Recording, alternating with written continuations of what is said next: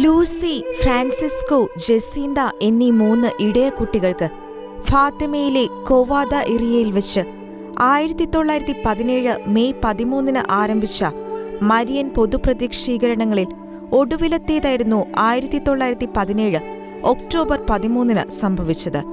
തന്റെ പ്രത്യക്ഷീകരണങ്ങളുടെ വിശ്വസനീയതയ്ക്കായി ഒക്ടോബറിൽ താൻ ഒരു അത്ഭുതം പ്രവർത്തിക്കും എന്ന് പരിശുദ്ധ മറിയത്തിന്റെ സന്ദേശം മുന്നമേ ലഭിച്ചിരുന്നതിനാലും പത്രങ്ങളും മാധ്യമങ്ങളും ആ സന്ദേശത്തിന് വലിയ പ്രാധാന്യവും പ്രസിദ്ധിയും നൽകിയിരുന്നതിനാലും ഒക്ടോബർ 13 മുൻപുള്ള 2 ദിവസങ്ങളിൽ രാജ്യത്തിന്റെ എല്ലാ റോഡുകളും ഫാത്തിമയിലേക്ക് നീണ്ടു.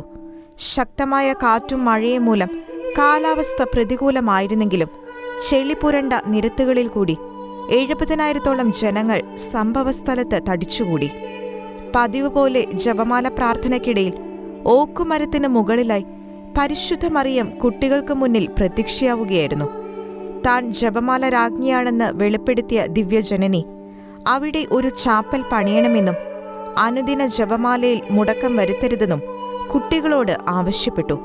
യുദ്ധം ഉടൻ അവസാനിക്കുമെന്ന് പ്രവചിച്ച ശേഷം പരിശുദ്ധ മറിയം തന്റെ കൈകൾ വിടർത്തുകയും സൂര്യന് നേരെ നീട്ടുകയും ചെയ്തു. പെട്ടെന്ന് മഴ ശമിക്കുകയും സൂര്യനിൽ അത്ഭുതകരമായ ചലനങ്ങൾ കാണപ്പെടുകയും ചെയ്തു. വിവിധ നിറങ്ങളിൽ മാറി മാറി കാണപ്പെട്ട സൂര്യൻ ഭ്രമണപഥത്തിൽ നൃത്തം ചെയ്യുന്നതായി അവിടെ തടിച്ചുകൂടിയിരുന്ന സർവരും ദർശിച്ചു.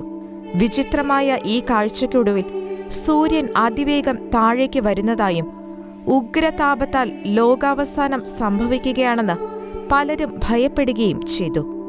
പ്രത്യക്ഷീകരണങ്ങളിൽ സംശയം പുലർത്തിയിരുന്നവരും അവിശ്വസിച്ചിരുന്നവരും നിന്ദിച്ചവരും മുട്ടുകൾ മടക്കി പ്രാർത്ഥിക്കുകയും മാനസാന്തരപ്പെടുകയും ചെയ്തു. അത്ഭുത രോഗസൗഖ്യങ്ങൾ സംഭവിച്ചു. നിമിഷങ്ങൾക്കുള്ളിൽ സൂര്യന്റെ താഴോട്ടുള്ള ഗതി നിലയ്ക്കുകയും അത് മുകളിലേക്കുയർന്ന് അതിന്റെ പഴയ സ്ഥാനത്ത് സ്വയം ഉറപ്പിക്കുകയും ചെയ്തു. ആശ്ചര്യത്തിന്റെയും അവിശ്വസനീയതയുടെയും അഭൗമിക സംഭവം മാധ്യമങ്ങളും പത്രങ്ങളും റിപ്പോർട്ട് ചെയ്യുകയും ഫാത്തിമ സംഭവങ്ങൾക്ക് ഔദ്യോഗിക സ്ഥിരീകരണം നൽകപ്പെടുകയും ചെയ്തു.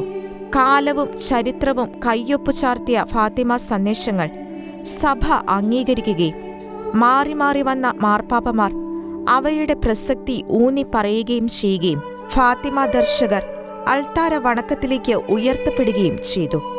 Church desk, Shekinah news.